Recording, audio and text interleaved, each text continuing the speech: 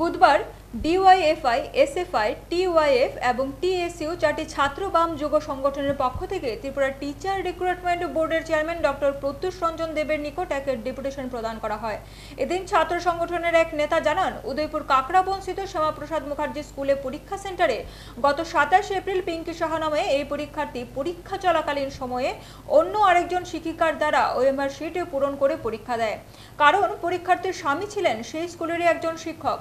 গত 27 এপ্রিলের এই অপরাধমূলক ঘটনার 10 দিন অতিক্রম হওয়ার পরেও টিআরবিটি ও শিক্ষা দপ্তর কেন চুপ, সেই প্রশ্নের উত্তর পেতেই এই ডেপুটেশন বলে জানান সংগঠনের নেতা।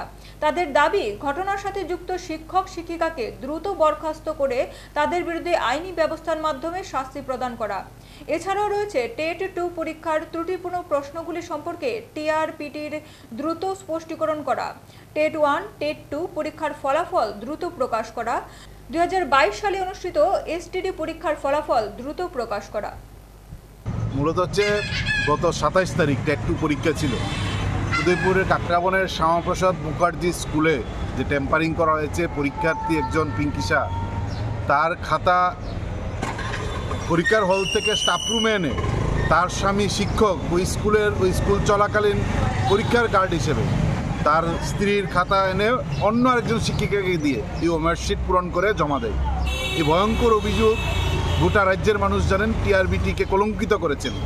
আমরা দাবি জানাতে এসেছি, এই ঘটনার সঙ্গে যে শিক্ষক শিক্ষিকারা যুক্ত তাদের বিরুদ্ধে তাদেরকে বরখাস্ত করা চাকরি থেকে এবং আইনি ব্যবস্থা গ্রহণ করা। টিআরবিটি সেই পদক্ষেপ যেন গ্রহণ করে, যে পরীক্ষার্থী তাকে বরখাস্ত করা। এই হচ্ছে আমাদের প্রথম দাবি। 2 নম্বর হচ্ছে যে পরীক্ষা হয়েছে টেট 1 এবং টেট 2 তার ফলাফল দ্রুত যেন প্রকাশ করে। এটা আমরা দেখি টিআরবিটি পরীক্ষা নিলে এখন 6 মাস 1 বছর পর ফল প্রকাশ করে।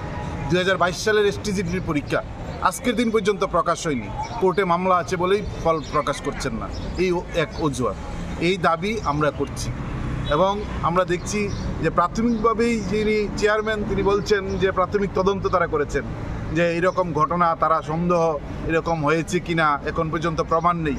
বলছিলাম এই ধরনের ভয়ঙ্কর ঘটনা কোনো তদন্তকারী সংস্থা পুলিশকে দিয়ে নেই, তারা নিজেরাই তদন্ত করে ফেলছেন টিআরবিটি।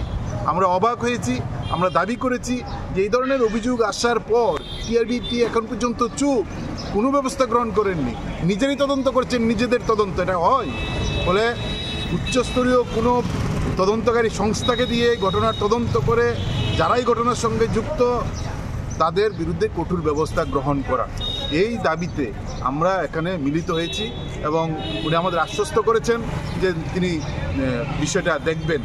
আমরা জানি না টিআরবিটি এখন এই রাষ্ট্রবাদী শিক্ষক প্রত্যুষ সাহা তার কাছে মাথা নত করে তদন্তকারী সংস্থার হাতে না দিয়ে নিজেরাই তদন্ত করে মিটমাট করে নেন কিনা, এই সন্দেহ আমাদের মধ্যে আছে। আমাদের সন্দেহ যদি ভুল হয় তাহলে